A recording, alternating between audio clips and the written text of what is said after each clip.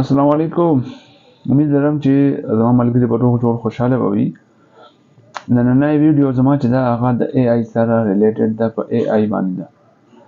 نو د ویډیو ټاپک چې دی هغه دی چې د موجوده دور AI د جنت په زندګۍ باندې یو دلالت دی. اوس په تاسو وایي چې څنګه هغه دارنګې که فرض کا تاله د AI د یوز د استعمال په روزمره زندګۍ کې چې ستا کوم ضرورتونه دي تاله د هغې د AI د آرټیفیشل انټیلیجنس یوز درځي، نو د AI په موجوده وخت کې دا تا ته ډېر یو زبردست اپورچونټي ده او موقع ده چې ته په دې باندې خپل ټول هغه کارونه چې کوم ستا پروجیکټس دي هغه ته کمپلیټ کړي د AI په ترو باندې په لږ وخت کې ډېر کار. نو دا ستا لپاره یو ګولډن چانس وي. خو که فرض که ته پرې پوهېږي او که پرې نه پوهېږي نو د دې AI د آرټیفیشل انټیلیجنس زده کړه چې کوم ځای نه هم وکړه، اتنټیک پلیټفارم نه چې تا په هر یو څیز باندې پوهېږي، نو دا به ستا لپاره بیا یو ځل ګولډن چانس وي. اوس خبره دې ده کې دا راله چې د موجوده دور AI د جنت په زندګۍ باندې څنګه یو دلالت دی.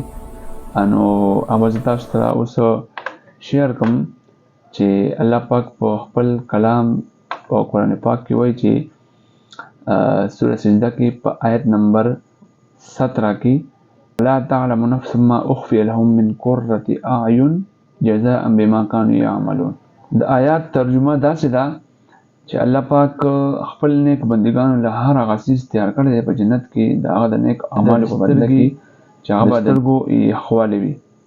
نو رسول پاک صلی الله علیه وسلم زمونږ اورېدلی دي په صحیح مسلم کې او په بخاري شریف کې دا حدیث موجود دی چې الله پاک د خپل نیک بندګانو لپاره داسې ناشنا انعامات او نعمتونه تیار کړي چې هغه به نه غوږو اورېدلی وي، نه به سترګو لیدلی وي او نه به د هغې خیال په ذهن سوچ او فکر کې په زړه کې تیر شوی.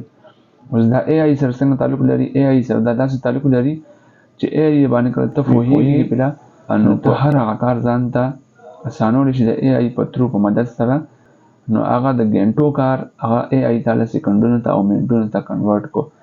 مونږه وو چې یاره په جنت کې به داسې قسمه انعامات دي چې هغه به د ذهن سوچ او فکر سره مطلب بعید به وي، لرې به وي، نه به راځي په ذهن سوچ او فکر کې. نو AI هم هغه کارونه تاله ټول کوي چې کوم ستا په ذهن سوچ او فکر کې نه راځي، خو کله توله کمانډ ورکړي چې بھائی ماله دا پلان کې سیز په دې شیپ کې، په دې نمونه کې، په دې ډیزاین کې پکار دی، سیم ایز اټ از به تاله هغه AI درکړي ودن سیکنډز. چې کوم کار ته په ګنټو کې نو هغه کار تاله AI آرټیفیشل انټیلیجنس چې دی هغه تاله منټونو او سیکنډونو ته راواړو.